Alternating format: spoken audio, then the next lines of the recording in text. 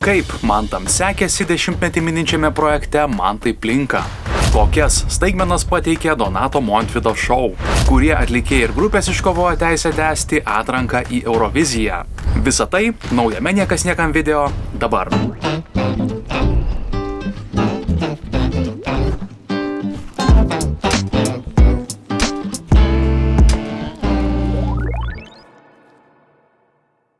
Dešimtmetį minintis, gero humoro mėgėjų pamiltas, populiarumo rekordus vieną po kito gerinantis, areninis Manto Stonkaus, Manto Katlerio bei Manto Bartuševičiaus stand-up comedy projektas grįžo su trenksmu. Klaipėdiečiai ir miesto svečiai antrą Kalėdų dieną galingai atšventė su sausakimša Klaipėdos arena. 2016 lapkritį startavę Klaipėdoje, 2026 sausį Vilniuje garsiausi šalies stand-upo meistrai šventė jau 6-ojo savo turo, šįkart pavadinto Man tai plinka kulminaciją. Jau pačiame pavadinime užkoduota, jog nuo scenos sklis iš juoko ašaras spaudžiančios istorijos apie aštrias ir šiek tiek nepatogias, daugeliui net gėdą keliančias temas. Pavyzdžiui, vyrų viduramžio krizę. Man tai sako, kad ją išgyventi lengviau, kai į viską žiūrima per humoro prizmę. Per tą dešimtmetį 3 garsiausi Lietuvos mantai ne tik pradėjo plikti, bet ir iššovė su asmeninėmis karjeromis. Sukūrė įvairių didžiulio pasisekimo sulaukusių TV projektų bei internetinių podcastų, rinko pilnas sales su humoristiniais spektakliais, rengė komedijos komandiruotes po visą Lietuvą, iš humoristų tapo aktoriais, iš aktorių populiarių projektų sumanytojais bei prodiuseriais, tuokėsi, skyrėsi, šventė gyvenimą, kai kas pagaliau surado laiko vestuvėms. Tad įkvėpimo šiam turui per akis.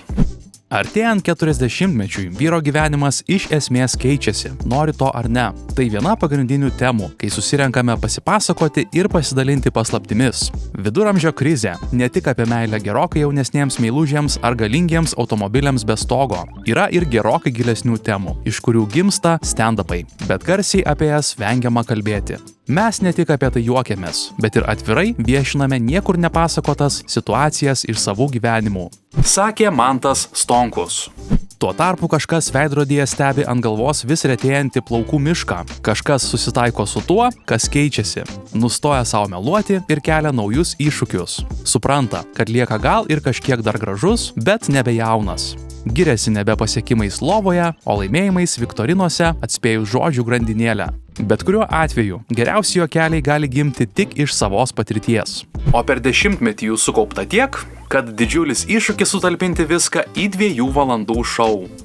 Klaipėdos arena buvo sausakimša, neliko nei vienos laisvos vietos. Panašu, kad man tai per 10 metų sukūrė nelaužomą tradiciją antrąją Kalėdų dieną pakelti humoro mėgėjus nuo silkėmis nukrautų stalų ir ateiti skaniai pasijuokti.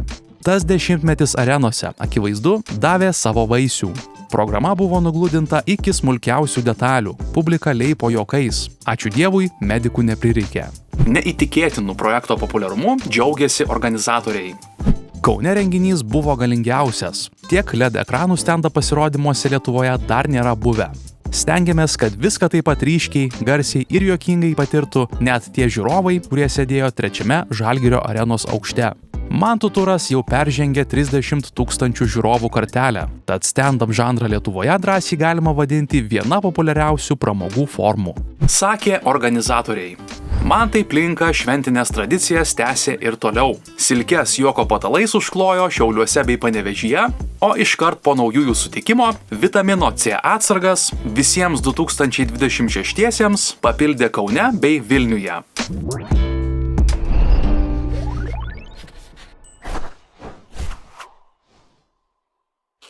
Gruodžio 12-ąją Kauno Žalgirio areną sudrebino Donato Montvydo koncertas. Tai dar šios vasaros pabaigoje Vilniaus Kalnų parke vykusio šou tęsinys, pritraukęs 1000 gerbėjų minią ir stebinęs ypatingą choreografiją, scenografiją bei netikėtais koncerto svečiais.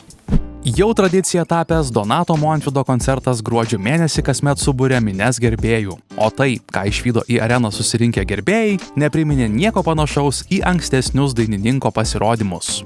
Donato Montvydo gerbėjus pasitiko įspūdingo dydžio scena, kurios centre 8 balti automobiliai. Būtent iš apvirtusio automobilio atlikėjas ir pradėjo savo pasirodymą, o kiekvieną jo žingsnį iki scenos lydėjo kameros. Nenutrūkstamas šou buvo lydimas šviesų ir ugnies efektų bei įspūdingos choreografijos, kurią atliko gausus būrys profesionalių šokėjų. Vakaro metu klausytojai mėgavosi ne tik gerai žinomais hitais, bet ir naujų kūrinių premjeromis. Į sceną kartu su atlikėju lipo ryškiausios šalies žvaigždės – Jessica Shy, Jordana Butkutė, Monika Liu ir Free Finga, kurių pasirodymai sulaukė gausių ovacijų. Puikia koncerto pradžia taip pat pasirūpino atlikėja Angelou, kuri apšildė publiką prieš pagrindinį vakaro pasirodymą. Tai buvo vienas įdomiausių projektų, kuriuos esu daręs. Labai džiaugiuosi galėdamas padovanoti šias patirtis savo klausytojams ir tikiuosi, kad susirinkę žiūrovai tai pajuto. Kalbėjo Donatas Montvydas. Prie koncerto dirbo didžiulė kūrybinė komanda. Scenografai, choreografai ir technikos profesionalai mėnesius ruošėsi tam, kad publikai būtų pristatytas išskirtinis reginys. Tai buvo ne tik koncertas, bet ir ištisas pasirodymas, kuriame susijungia muzika, vizualiniai efektai ir emocijų kupina atmosfera.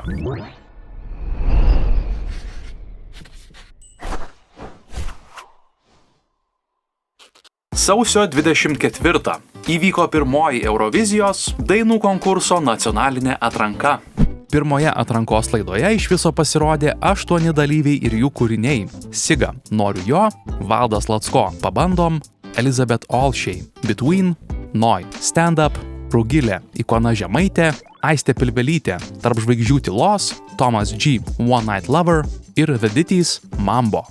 Dalyvius scenoje palaikė ir kalbino žavus vedėjų trejetukas – Gabrielė Martirosian, Rimvydas Černiauskas ir Eglė Kernagytė. Nacionalinės atrankos pusfinalių laimėtojus bendrai išrenka televizijos žiūrovai ir komisija. Jos sudėtis kiekvienoje laidoje bus vis kitokia. Pirmajame pusfinalyje dalyvius vertino Vytautas Bikus, Kamilė Gudmonaitė, Ieva Narkutė, Unė Lensbergytė bei grupės 8 kambarys narys Karolis Talutis. Žiūrovai bei komisija iš kiekvienos laidos išrenka po 2 laiminguosius, kurie keliaus į finalą, vyksiantį Vilniaus Twinsbet arenoje vasario 27-ąją. 2025 metais pirmą kartą nacionalinio Eurovizijos konkurso sceną išbandžiusi įžymios folkloro grupės Žalvarinis vokalistė ir Marijono Mikutavičiaus pritariantysis vokalas Siga šiemet į šią sceną žengė jau 2 kartą. Ji pasirodė su daina Noriu jo. Valdas Lacko Eurovizijos nacionalinėje atrankoje dalyvavo jau ne 1 kartą, todėl ši scena jam puikiai pažįstama. Šeštadienio vakarą žiūrovų dėmesį jis bandė pavergti su daina Pabandom. Elizabeth Olshay Eurovizijos nacionalinėje atrankoje pasirodė 3 kartą. Šiemet ji atliko dainą Between. Kai Eurovizijos scenoje susitinka jaunas balsas, drąsi idėja ir itin patyrusi kūrybinė komanda, gimsta daugiau nei daina, gimsta istorija.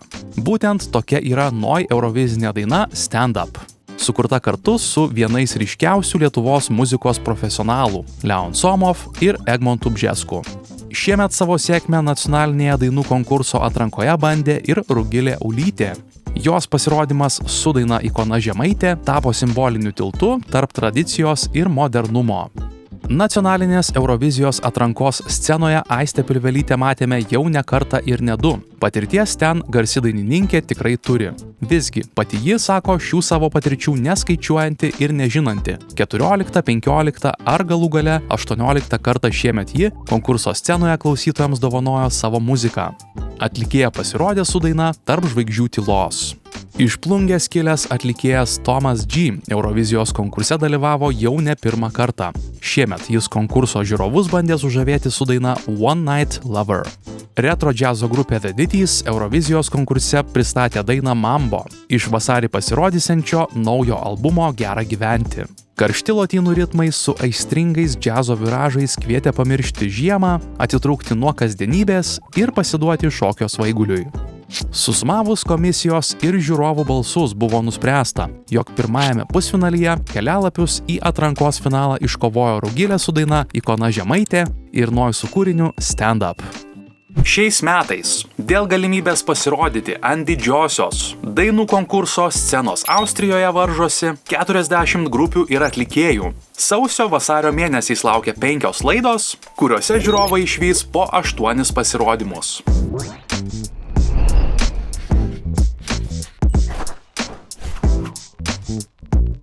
Šiandien naujienų tiek, pasimatysime lygiai po savaitės. Nepamirškite paspausti patinka, pasidalinti video ir užsiprenumeruoti kanalą. Iki!